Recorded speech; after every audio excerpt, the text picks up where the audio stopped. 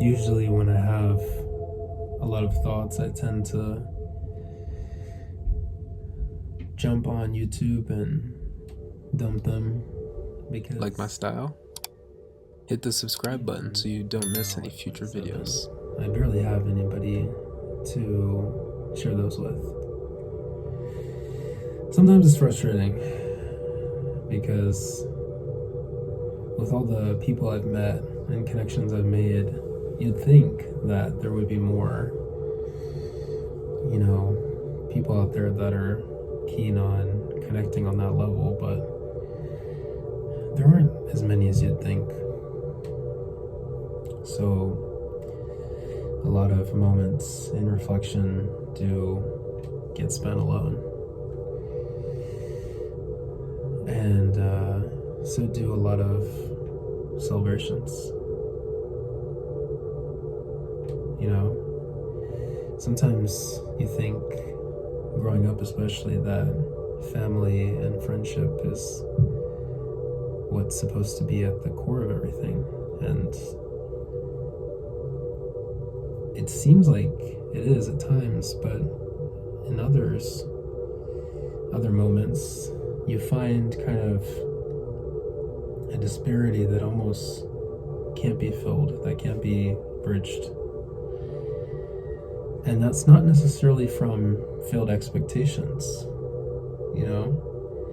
We know pretty early on, actually, that our family can't do everything for us, which is why we learn how to take care of ourselves and to get out in the world and make something,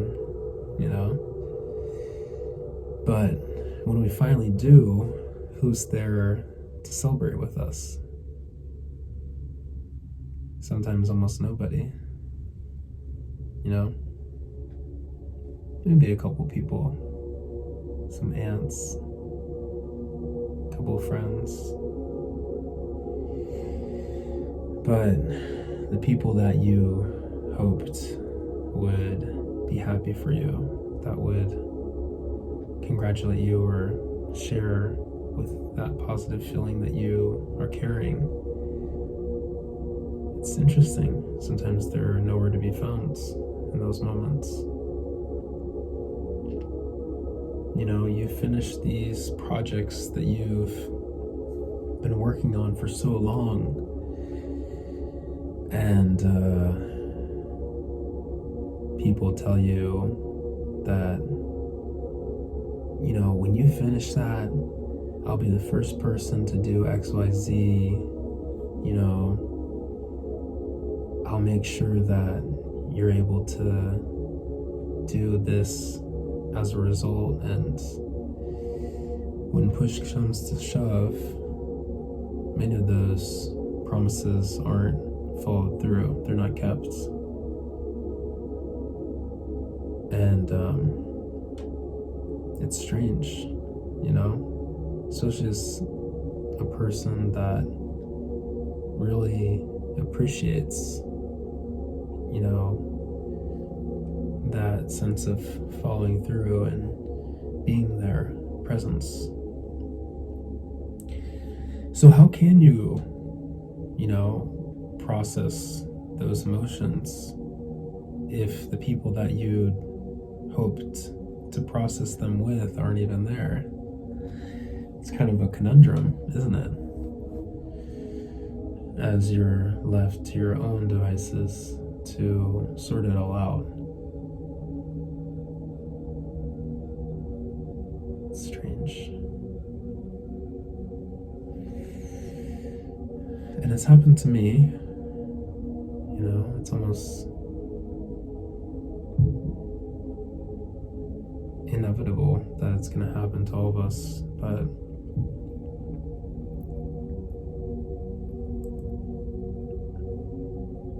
it never fails to amaze you how fleeting and fickle and unreliable humans are,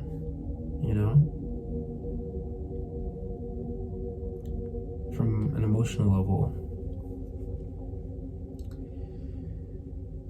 these personalities that would have you think that they are pillars of your life, when the wind blows, get knocked down so easily, so quickly. Sometimes they're the first to go.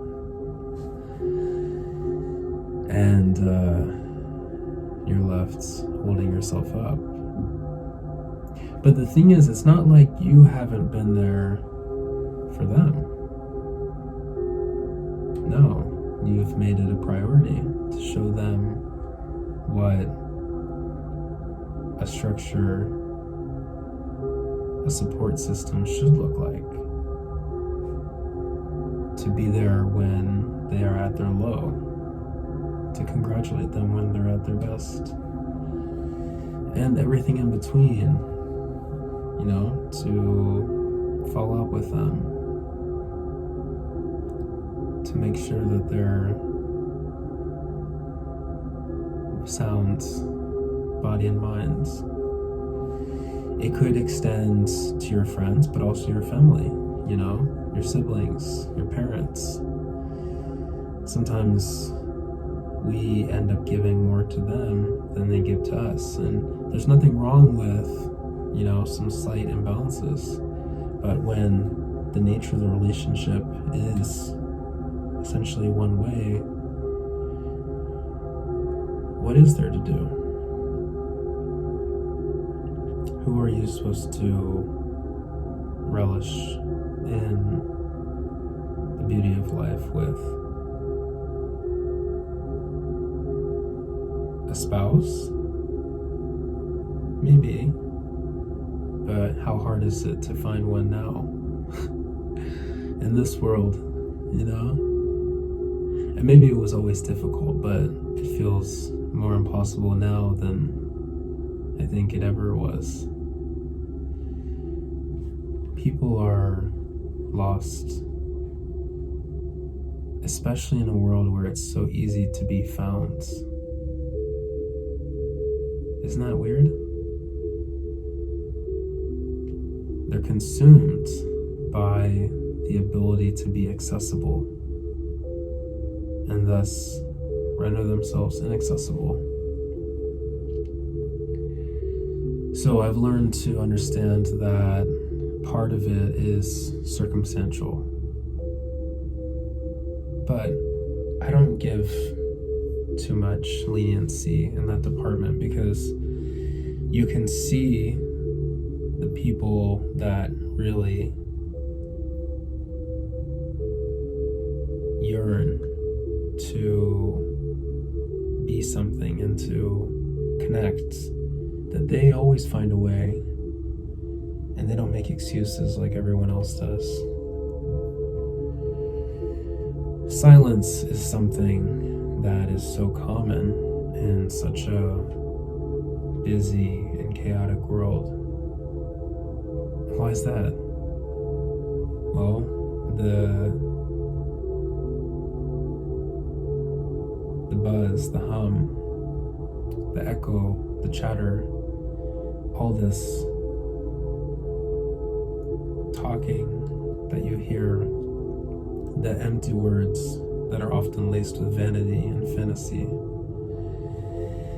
those amount to very little at the end of the day, and essentially aren't much more than just silence.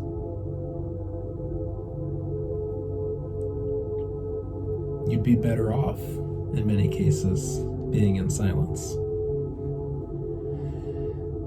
And thus, you retreat to your sense of peace and comfort in your own thoughts.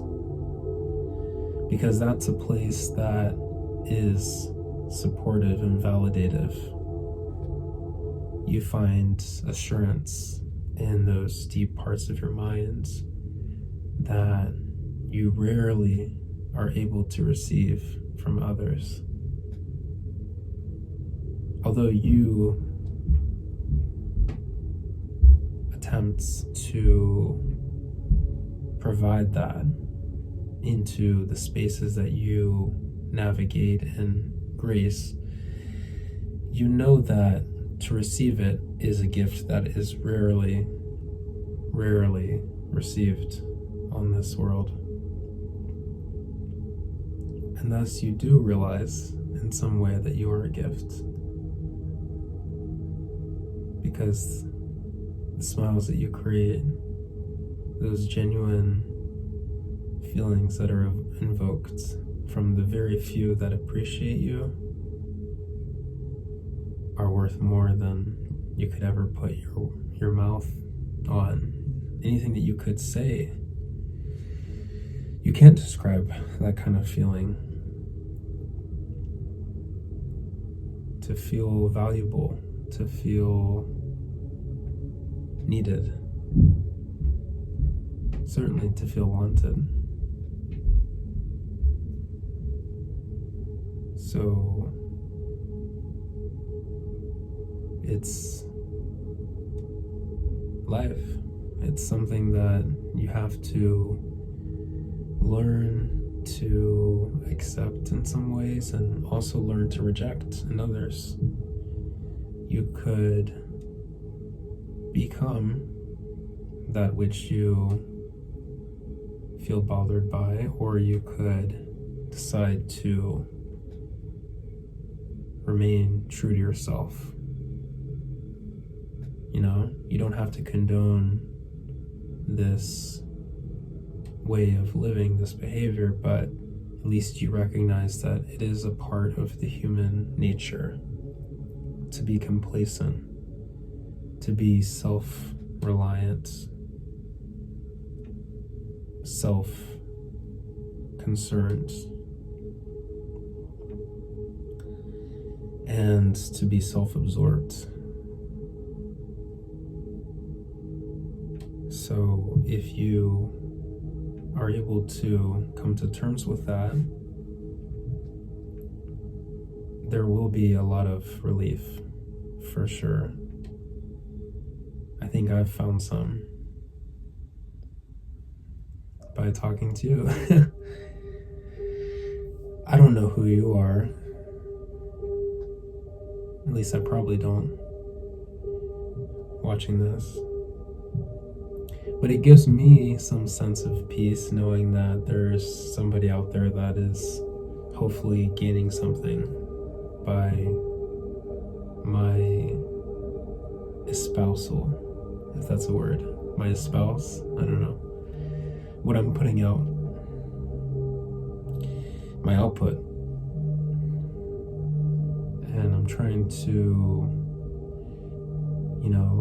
be true to myself by doing this. It's what feels right. It's what gives me, a feeling of tranquility and harmony, because I'm able to feel the balance of the outside world pushing in, but my inside world pushing out and reflecting. And sure, I'm disappointed in a lot of things. I'm disappointed that I can't seem to connect with my family very well, and that my attempts to show them my care for them, my compassion, is met with indifference in a lot of ways.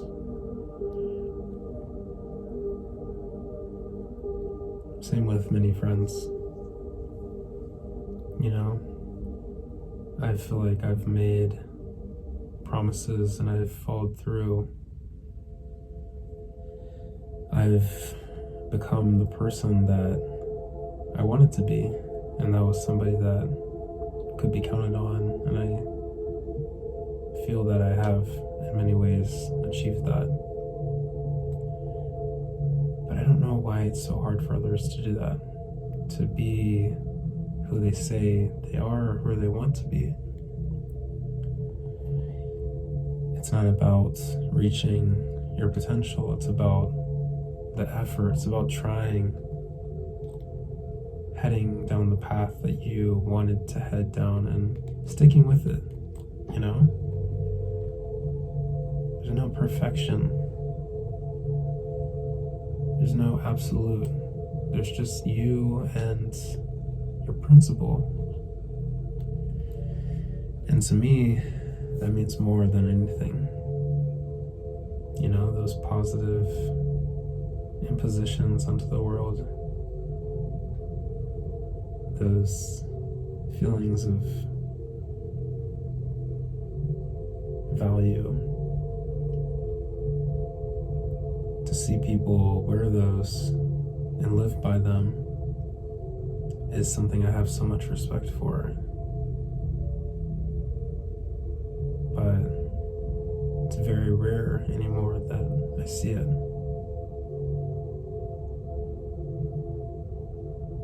And so I've learned to make the difference in myself, and if I can offer that to anybody in the world, I'll try my hardest, because that's my way.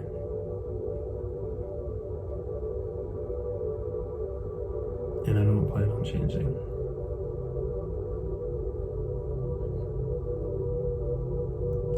So, just want to say, wherever you are in the world, that I hope you're doing well. And, you know, try to stay with whatever sense of